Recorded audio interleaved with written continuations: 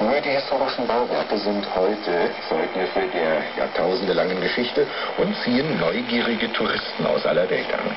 Und die nehmen gerne Meeresaushaltungen mit, nicht nur Salzbrocken, sondern auch Schmuckstücke aus Sand. Unser Tipp: fahren Sie selbst einmal hin. Sie werden sich an nicht enttäuscht sein. CRI Classic China. Liebhaber traditionell chinesischer Musik. CRI Classic China. So klingt das Reich der Mitte. Einschalten und entspannen. Täglich um Mitternacht auf der Luxemburger Mittelwellenfrequenz 1440.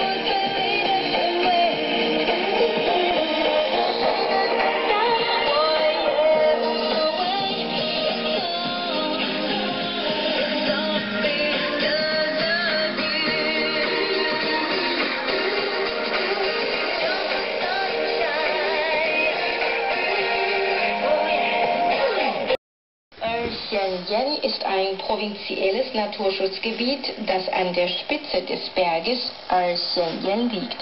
Es umfasst eine Fläche von 5400 Hektar.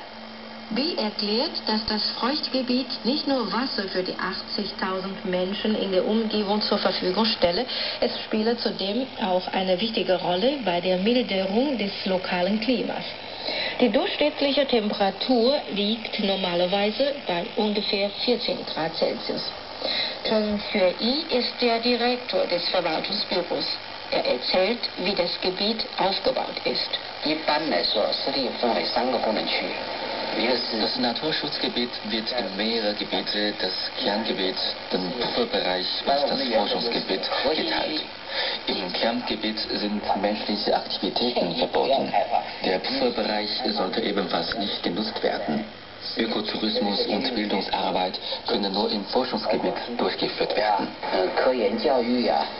Inzwischen werden Feuchtgebiete als die biologisch vielfältigsten Ökosysteme betrachtet.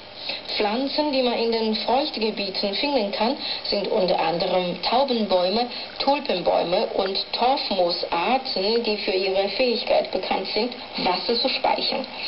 Wie man festgestellt hat, sind nun auch mehrere seltene Vögel und gefährdete Tierarten wie Adler, die viele Jahre verschwunden waren, in dieses Gebiet zurückgekehrt. Chen macht das noch ein wenig deutlicher.